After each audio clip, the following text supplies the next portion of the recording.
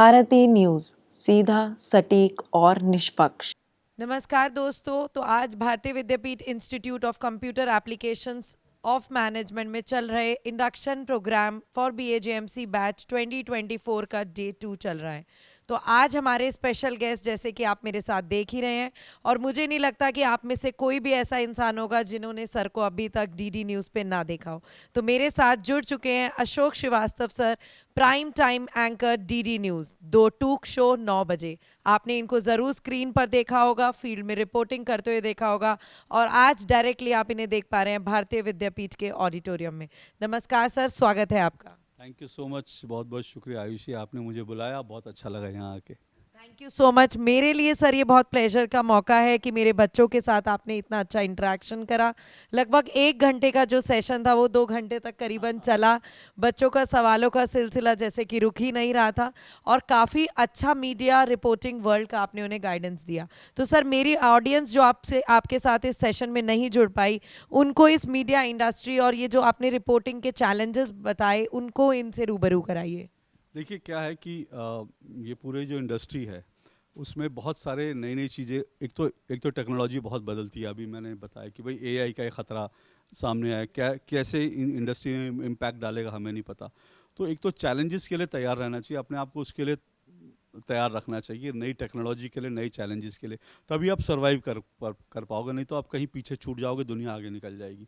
दूसरी बात यह है कि नॉलेज इन्फॉर्मेशन बड़ा ज़रूरी है, और मुझे अच्छा लगा जैसे आपने कहा ये सेशन 1 का 2 घंटे चल गया, इसलिए क्योंकि स्टूडेंट सवाल पूछ रहे थे।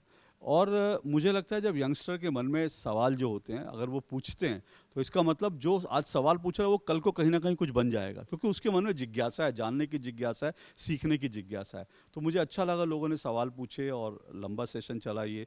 और स्टूडेंट्स आपके जो हैं वो बहुत वेल इन्फॉर्म थे, क्योंकि मैं बहुत सारी जगह मैं अक्सर कहता हूँ कि मुझे इतनी निराशा निराशा नहीं, मतलब यंग है तो थोड़ा गलती करेंगे, लेकिन बहुत बार क्या होता है कि जब मैं उनसे पूछता हूँ कुछ सवाल तो कई बार वो बिल्कुल ही उल्टा सोच रहे होते हैं, लेकिन यहाँ कम से कम उतना उल्टा नहीं था, यहाँ लोग इन्फॉर्म थे, और ये मुझे अच्छा लगा कि स्टूडेंट आपके जो हैं वो बहुत प्रतिभाशाली हैं।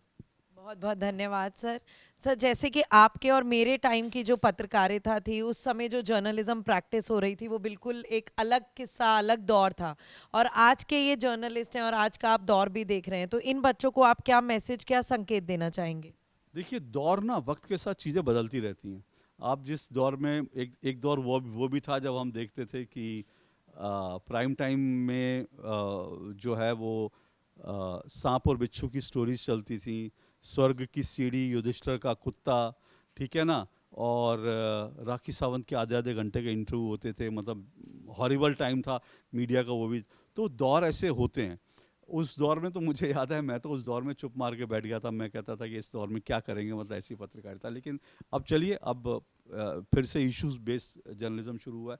तो मेरा मानना है कि दौर आते जाते रहते हैं, आपको हर तरह के दौर का सामना करना पड़ेगा, लेकिन कोई भी जो फेक दौर होता है, जैसे जिस दौर की मैं बात कर रहा हूँ, वो लंबा सर्वाइव नहीं कर सकता, तो वो दौर जाएगा, अल्टीमेटली जाएगा। तो हर तरह के दौर आते हैं, हर तरह के दौर में आपको अपने आप को एडजस्ट करना आना चाहिए। एक कहावत है कि जब आंधी जोर की चले तो थोड़ा सा ठहर जाना चाहिए। तो इसलिए मुझे लगता है कि दौर आते हैं जाते हैं, आप खड़े रहें। मैंने बहुत सारे दौर देखे, कितने दौर की बात करूं, मतलब वो भी दौर आया जब मुझे पॉलिटिकली बहुत परेशान किया गया, आज मैं जहाँ हूँ वहाँ पर मेरे एक इंटरव्यू को लेकर बहुत तरह की चीज़ें मुझे झेलनी पड़ी। तो ऐसे तमाम दौर आते हैं, पर मुझे लगता है ये सब आनी जानी चीज़ें। तो सर, ये तो आपने बिल्कुल सही कहा। दौर इस समय तो मुझे लगता है एक अलग ही रेस चल रही है और काफ़ी तेज़ी से समय दौड़ रहा है। बिल्कुल सही बात है, ये दौर आया है तो इसके आगे भी कुछ अच्छा ज़रूर आने वाला होगा। सर, आप काफ़ी इंस्टीट्यूट में जाते हैं, काफ़ी बच्चे, नए बडिंग जर्नलिस्ट से आप मिलते हैं। भारतीय विद्यापीठ में आके आपको कैसा लगा? बहुत अच्छा लगा, एक तो बहुत शानदार आपका ऑडिटोरियम ही देख के, मतलब मुझे बहुत आनंद आया। और स्टूडेंट्स की जो स्ट्रेंथ थी, बहुत सारे लोग कहते हैं आजकल मास कम्युनिकेशन में एडमिशन नहीं होते, ऐसे लोग शिकायत करते हैं, लेकिन आपके यहाँ तो बहुत अच्छी स्ट्रेंथ थी। और इसलिए क्योंकि आपका इंफ्रास्ट्रक्चर है। दूसरा, मुझे कहने में कोई हर्ज नहीं है कि जब मैं आया था, जब हुड्डा जी से पहली बार मिला, तो उन्होंने जो यहाँ का पैटर्न बताया, वो पैटर्न वो है जो मुझे लगता है हर जगह, हर मास कम्युनिकेशन, हर जगह मीडिया का पैटर्न वही रहना चाहिए। ये ऐसी चीज़ नहीं है जो आप उनको किताबों से पढ़ाकर सिखा सकते हो। कोई व्यक्ति पढ़कर जर्नलिस्ट नहीं बन सकता। अगर आपको जर्नलिस्ट अच्छा बनना है तो आपको सीखना पड़ेगा, और क्योंकि आप लोग इस पैटर्न पे काम करते हो, लिखने का, सीखने का, वो सब चीज़ें करते हो, इसलिए मुझे लगता है कि, और इसलिए मैं शुभकामनाएं भी देता हूँ, मुझे लगता है आपके जो स्टूडेंट्स हैं आने वाले समय में सब अच्छी अच्छी जगह जर्नलिस्ट के रूप में मुझे नज़र आएंगे, मैं ऐसी उम्मीद करता हूँ। बिल्कुल सर, बहुत बहुत धन्यवाद। और मैं चाहती हूँ हमारे बच्चे आप ही के साथ, आप ही के अंडर सब ट्रेन हो और आप ही जैसे एक जगह एक दिन ज़रूर बैठे मिले। ज़रूर, मेरी शुभकामनाएं हैं, और कभी भी मुझे इनको ट्रेन करने का मौका मिलेगा, most welcome. Thank you, sir. Thank you for coming to the campus and giving us time. Thank you.